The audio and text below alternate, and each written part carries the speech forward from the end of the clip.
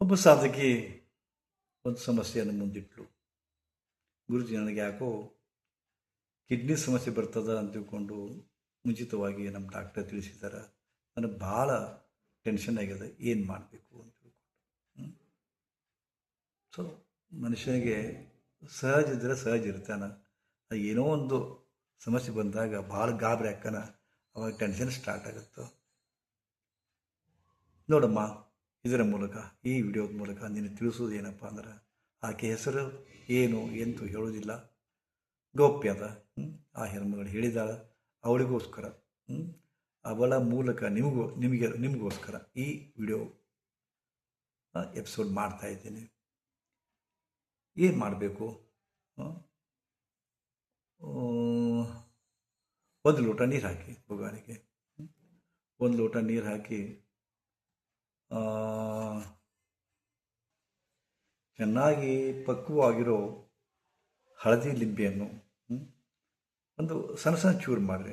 ಒಂದರೊಳಗೆ 2, 4, ಒಂದು ಸುಮಾರು 8 ಭಾಗ ಮಾಡಿ, ಸುಮಾರು ಸಣ್ಣ ಸಣ್ಣ ಹೋಳು ಮಾಡಿ ಅಥವಾ ಸ್ಲೈಸ್ ಮಾಡಿರಿ.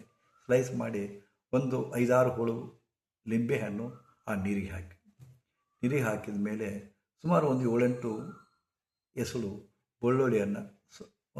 ಬೆಳ್ಳುಳ್ಳಿಯನ್ನು ಹಾಕಿ, ಆಮೇಲೆ 1 ಚಮಚ ಅರಿಶಿನ ಪುಡಿಯನ್ನು ಹಾಕಿ ಒಂದು 5-10 ನಿಮಿಷ ಕುದಿಸಿ, ಆರಿದ ಮೇಲೆ ಕುಡೀರಿ ಸೋಸಿಕೊಂಡು.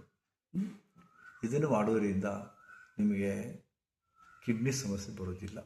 ನೀವು ನೋಡಬೇಕಾದ್ರೆ ನಿಮಗೆ ಯಾವ ಟೆಸ್ಟ್ನಿಂದ ಅಥವಾ ಯಾವ ಟೆಸ್ಟ್ ಮಾಡಿ ಯಾವ ಲಕ್ಷಣವನ್ನು ನೋಡಿಕೊಂಡು ನಿಮ್ಮ ವೈದ್ಯರು ಕಿಡ್ನಿ ಪ್ರಾಬ್ಲಮ್ ಬರ್ತಾ ಇದೆ ಅಂತಿಕೊಂಡು ಹೇಳಿದಾರ, ಅದೇ ವೈದ್ಯರಿಗೆ ಹೋಗಿ ಇದನ್ನೊಂದು 21 ದಿವಸ ಮಾಡಿ ತೋರಿಸ್ರಿ. ಅವ್ರು ಏನಂತಾರ ಕೇಳ್ರಿ, ನನಗೆ ಹೇಳ್ರಿ.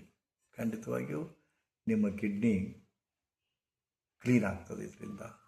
1 ಲೋಟ ನೀರು, ಒಂದು 5-6 ಲಿಂಬೆ ಹೋಳು, 5-6 ಲಿಂಬೆ ಹೋಳು, 5-6 ಎಸಳು ಬೆಳ್ಳುಳ್ಳಿ ಸುಲಿದು, ಹೌದಾ, ಬೆಳ್ಳುಳ್ಳಿ ಸುಲಿದು, 1 ಚಮಚ ಅರಿಶಿನ ಪುಡಿ, ಇದನ್ನು ಹಾಕಿ ಕಳ ಕುದಿಸಿ ಮತ್ತು ಸೋಸಿ ಕುಡಿದು ಬಿಡ್ರಿ.